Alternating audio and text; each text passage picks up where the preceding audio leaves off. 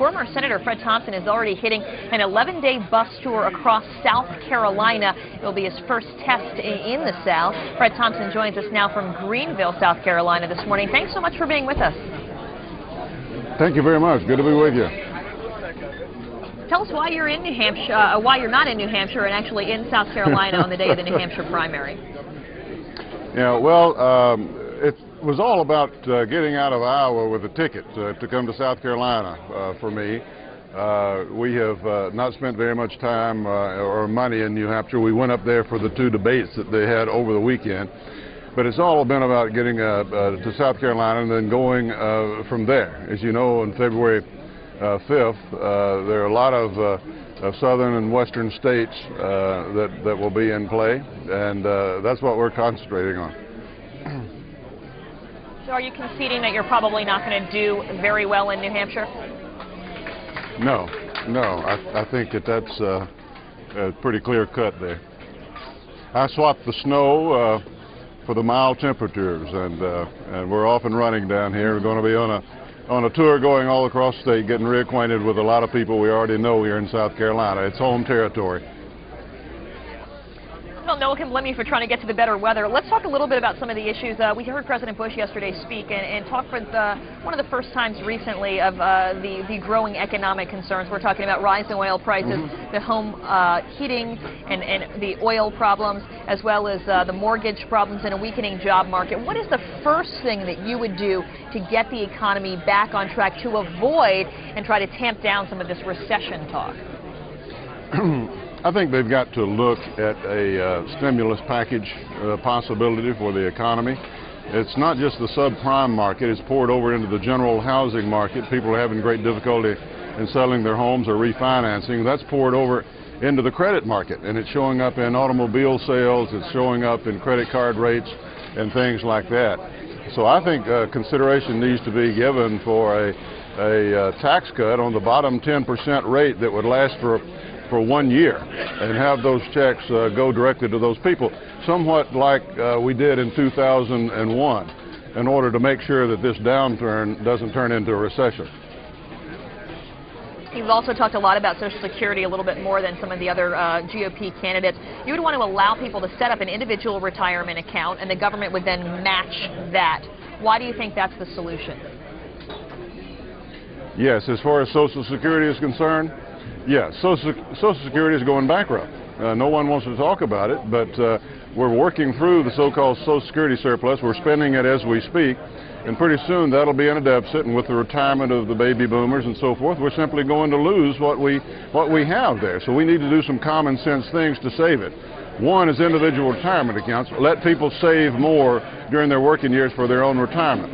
That, with indexing the initial benefit to inflation over a period of years, would make Social Security actuarially sound and save the government money, and would let the average worker retire with a few $100,000.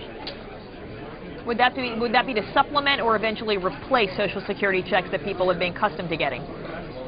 No, it'd be a supplement, be an add-on.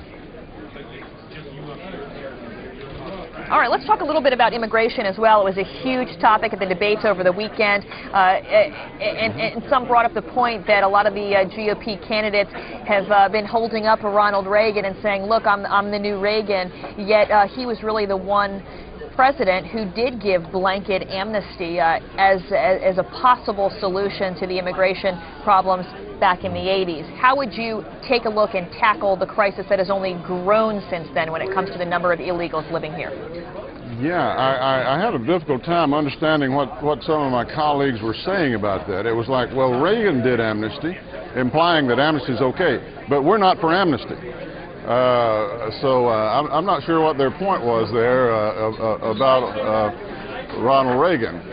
But the fact of the matter is there was, back in the 80s, a deal that we would secure the borders for a small amount of amnesty. And that didn't work. So we certainly should have taken that example as something that did not work and should not be attempted again. So we must do what's necessary to secure the border. We must help employers make sure that they're not employing illegals, and we should stop sanctuary cities and say that if they continue with their sanctuary city policy, we're going to cut federal funding off to them. and require them to learn the English language if they become citizens later on after playing by the rules. So those are the steps that we should take, and then we would have enforcement by attrition. The situation would begin to reverse itself, and we wouldn't have the continuation of the illegal crossings. It's not just the 12 million that we're concerned about today, it's the next 12 million, the next 12 million after that if we don't do something about it. Senator, one thing that all of you agreed on, though, at that debate was that you should enforce the laws that are on the books now and do all that you can to tighten security at the borders. We haven't seen that happen, even though everyone in the GOP and really in the Senate seems to agree that that's the case. So how, if you were president, would you make that happen? Well, more officers to enforce the border. We need at least 25,000 on the borders. We have technology now. We need to finish the fencing that's required on the books. It's not a matter of know-how. I mean, you know, to coin an old reference, you know, we put a man on the moon not too long ago. We can secure a border. It's a matter of political will. The real issue is what's your attitude, what's your position, Mr. Candidate, once they get here? I don't care how secure the border is, there are going to be some people get across. And a lot of my colleagues seem to think that if you make it in, it's home free. And you can get social services, and we can give you jobs and have sanctuary cities and that sort of thing. It doesn't work that way. Securing the border is a matter of will. That's no problem. But what happens when people get here is a much more complex problem, and that's the question that people need to address. If we enforce the law over a period of time, the situation would reverse itself, and people would start going back if they knew they couldn't come back and forth across the border, have a job waiting on them, and a city to protect them from detection from lawful authorities. Senator Fred Thompson, moving on to South Carolina, the day of the New Hampshire primary. Thanks for spending some time with us this morning on American Morning. Thank you very much. I appreciate it.